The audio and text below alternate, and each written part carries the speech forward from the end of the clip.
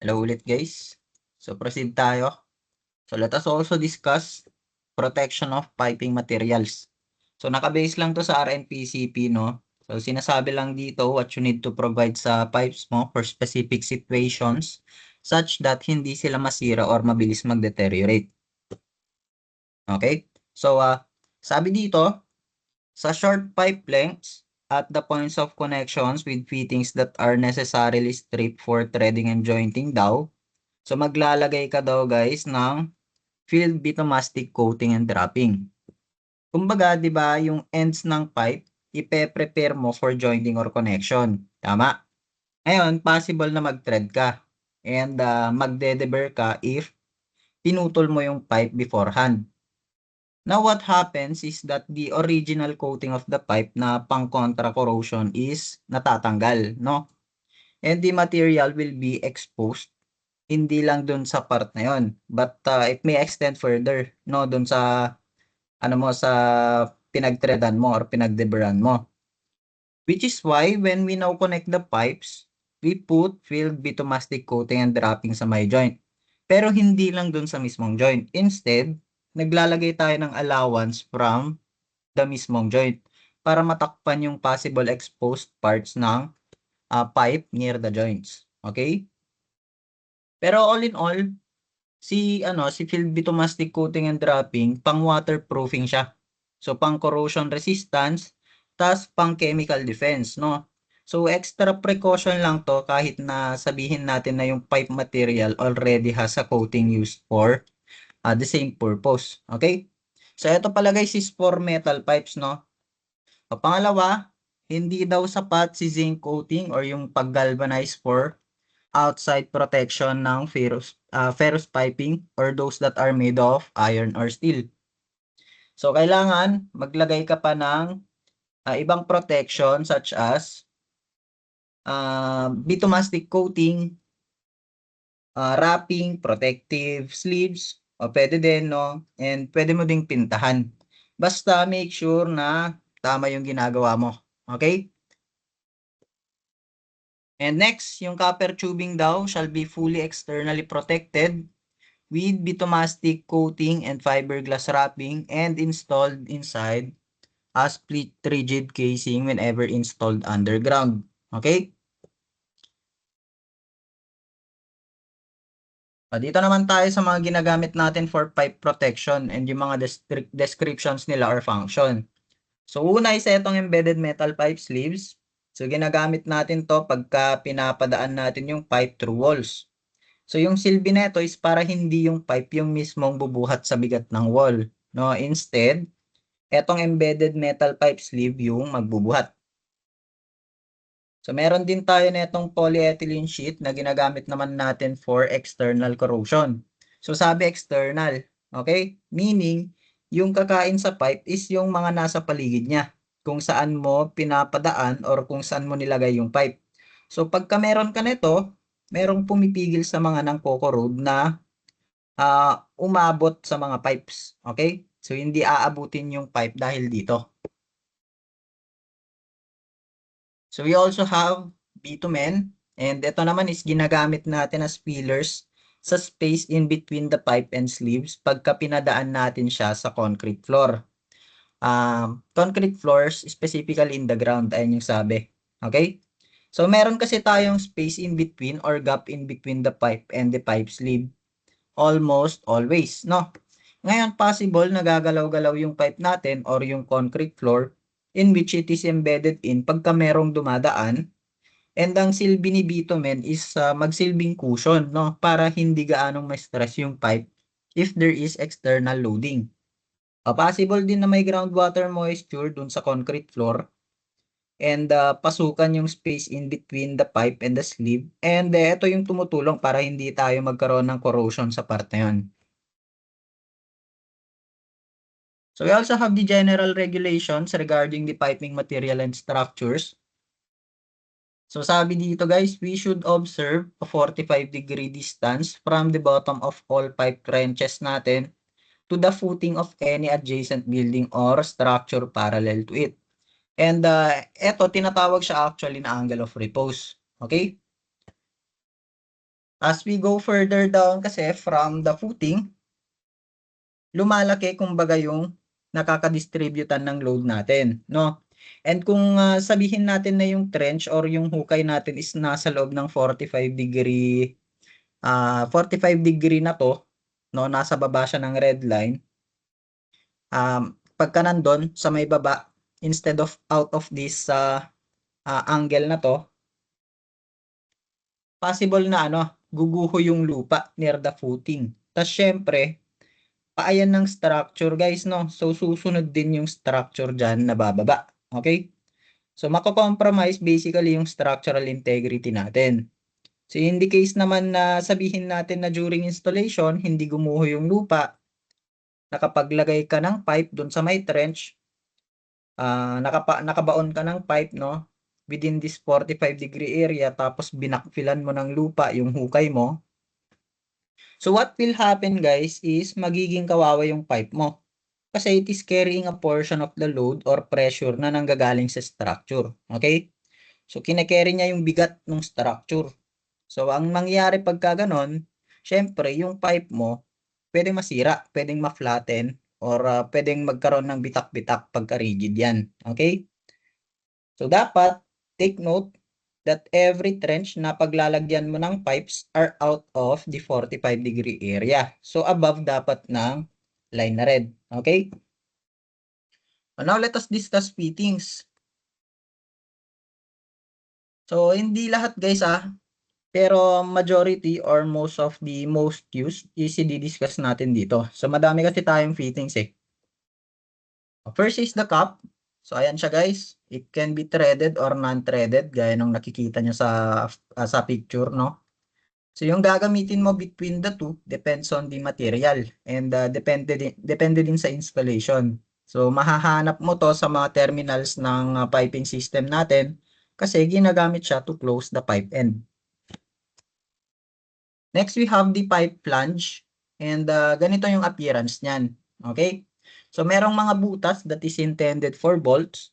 Bolts kasi guys yung pinang-fix natin pagka etong fitting yung gamit natin. So madami tayong klase ng flange, depende sa connection and depende sa gamit. So yung unang apat from the welded hanggang sa screwed, no? Ito welded, slip-on, lap joint, screwed.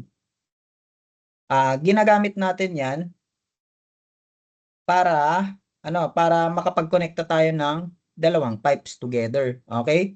So yung blind flange naman functions just like a cup wherein pinangko-close natin siya ng pipe, okay? So yung spectacle naman is pinangko-close din siya ng opening pero hindi sa end, okay? Kundi in between pipes. And it is also uh, it also acts like a switch, no? Kumbaga parang on and off siya. So kumbaga parang tinatapat natin sa may pipe opening yung may butas. So ito, yung may butas, tinatapat natin sa may opening if we want the liquid to pass through. And tinatapat naman natin yung blind part, etong blind part na to, dun sa may pipe opening natin para masara siya. Okay? So dapat may butas dito sa gitna guys, eto dito. Kasi kinokonekta natin to sa isang bolt, etong part na to. And yung bolt na yun yung nagsisilbing parang pivot para maikot natin at mapagpalit natin in between open and close yung spectacle blind flange. Okay? So ganito sila kinokonekta guys yung mga pipe flange. So ito yung pinagdudugtong natin yung dalawang pipe gamit yung welded neck flange, lip-on flange, lap joint flange or screw flange. Okay? Ito naman is for the blind flange. So pinagko-close natin siya ng pipe end. And then, ganito naman sa spectacle blind flange. Okay? So, ito pwede mong ikutin to. Etong part na to. Pagka inikot mo yan, dapat ito, napapalitan nung blind flange ito. Nung blind flange na part niya. Okay? So, pagka ginawa mo yon, ito napupunta dun dito. No? Tapos, na-open siya. So, yung flow natin, nagpa-pass through. Yung tubig nagpa-pass through dito. So, dito, since etong part na to ng spectacle blind flange yung exposed, ibig sabihin naka-close to. Ibig sabihin, tumitigil yung tubig dito. Okay? Hindi siya nagpa-pass through. Next, we also have the elbows, which are used to change the direction of flow, typically from 45 to 90 degrees. So, sabi dito, pagka daw sa mga sanitary bends, so yung elbows that are specifically for sanitary lines, no? So, yung mga orange yun, guys, ha? Mas gradual daw yung turn nila. So, unti-unting nagbabago yung direction. Hindi abrupt, no? And that is para smooth yung flow ng wastes. Sa mga water supply lines kasi natin, okay lang kahit abrupt yung change ng natin, ng direction. Kasi pressure naman yung nagdadala ng tubig, no? Yung nagdadala sa tubig. Whereas sa wastes kasi, by gravity lang tayo, no? So walang tulak masyado yung dumadaan sa sanitary lines. So kailangan natin ng ng smooth na daraanan nila para hindi sila ma-stuck at maiwasan natin yung clogging. Okay? So we also have T's. So from the name itself, mukha siyang malaking letter T. Okay? And ginagamit natin to if we are to branch out at a 90-degree angle from a straight run. So ito kasi yung straight run natin dito, di ba? Ito. Papapasok dyan, palabas doon. Pero nagba-branch out tayo perpendicular to this run. So eto, napupunta din yung tubig dito. Okay? Now, meron tayong different types of T. Okay? So first is the reducing T. Wherein, yung part na to ng fitting na magba-branch out is lumiliit, no? So pwede natin tong gamitin, for example, if yung fixture na po-providean ng tubig ng branch na to is onti lang yung tubig na kakailanganin. So onti lang yung tubig, ibig sabihin, okay lang na maliit yung pipe. Okay? We also have the sanitary T, which is for sanitary lines or drainage only. So yung parang paa ng tineto, so ito yung parang paa ng T. Itong inlet na to is slightly curved. Okay? Again, para smooth yung flow ng waste natin. Okay? Meron din tayong top T, wherein meron siyang top branch as you can see here. And ito, ginagamit mo siya to connect threaded pipes. Next is the bullhead T. So kung binaliktad mo kasi to, kung binaliktad mo tong photo na to, mukha siyang ulo ng bull, no? Hence the name. So unlike yung iba kanina wherein yung branch is yung inlet. So etong branch na to is yung inlet, di ba? Dito sa bullhead, yung branch is yung outlet. So ayan yung pinanggagalingan ng tubig natin. Okay? Kumbaga yung flow natin, paganto. Ayan, tapos papunta dyan, tapos papunta dyan. Whereas kanina guys, is nanggagaling tayo dito sa Mayran, di ba? Tapos nagba-branch out tayo. Tapos palabas dito yung tubig. Tama? O, ganun kasi yun, di ba? Pero dito baliktad. So eto guys is appropriate daw for fire protection systems and irrigation systems. So we also have the Y fitting. So from the name itself, mukha siyang letter Y. So parang tilang din siya. Kaya lang, iba yung angle, no? Hindi 90 degrees. And that is to reduce friction that could hamper the flow. Gaya ng sabi dito. Meron din tayong couplings which are used to join straight runs of pipe. So ginagamit natin to para ma-join natin yung dalawang pipe para makagawa tayo ng mas mahaba na straight pipe. So meron din tayong mga klase ng couplings. First, we have the union patente or pipe union. So dito nilalagay natin yung pipe sa magkabilaang dulo. So dito tsaka dito. Dito tsaka dito. Okay? And then guys, para maging fixed yung connection, so di ba meron kayong nakikitang nut sa gitna? Ito. So ang ginagawa natin, tinatighten lang natin yan para maging fixed yung connection. Tas pagka nag-maintenance tayo, madali lang siyang baklasin, no? Kasi ang gagawin mo, ilulusen mo lang yung nut para ma-detach mo yung pipe sa magkabilaang dulo. Okay? So we also have the reduced and the reducer and the increaser. So parang pareho lang naman to technically. So ginagamit natin sila to join pipes of different sizes. Okay? So we also have the adapter para mapag-connecta natin yung dalawang pipes of different material or mapag-connect natin yung isang threaded pipe tsaka isang non-threaded pipe as you can see here in the photo. Okay? So yung nasa left side for threaded pipe, yung kabilang side is for non-threaded pipe. Okay? So that is for our pipe fittings. So last topic, we have the Durham system. Pagka sinabi nating Durham, so lahat ng pipes natin and fittings are threaded. Okay? So we have here two types ng Durham system. So meron tayong recessed type. So kung nakikita nyo sa may thread na itong fitting, ito. So mas malaki siya guys compared sa pipe opening natin or the cross-sectional area, yung dinaraanan ng tubig, no? That is because if we connect another pipe, yung daluyan ng liquid, yung cross-sectional area niya is the same all throughout, gaya ng nakikita nyo dito. Ito. Okay? So, yung daraanan ng tubig is hindi siya nagko-constrict, basically. Okay?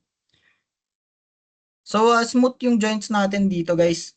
And since smooth nga yan, and the same lang yung cross-sectional area natin or opening all throughout, then walang pwedeng pakastakan ng grease or foreign material as stated sa bullet number 2. So, naiiwasan natin dito yung clogging. And because of all the things na sinabi ko regarding this, no? So, it can be said that this type is appropriate para sa drainage or sanitary lines. Si pressure type naman is used for water supply pipes. Kasi as you can see in the figure, nagko-constrict yung cross-section natin, no? Ayan, lumiliit from this pipe, no? Papunta dun sa fitting. Lumiit siya, lumaki siya, no? Tapos liliit ulit yan pagka dito. Tapos meron din tayong mga spaces or crevices na pwedeng pakastakan ng mga bagay-bagay or yung mga solid materials natin. Tama, so dito. Itong space dito, space dito, space dito, tsaka dito. Ayan. Pwedeng merong may stock dyan na solid material pagka merong dumaan dito na solid material. Okay? Along with the along with the tubig or the liquid. Okay? And guys, since pressured naman yung tubig, no? Tas tubig lang naman yan. Wala namang solid waste tulad ng wastewater. So okay lang siya gamitin for water supply piping. Okay? So that ends chapter 1, part 2 ng lecture natin. Okay, so yun lang. Okay, thank you. Bye-bye.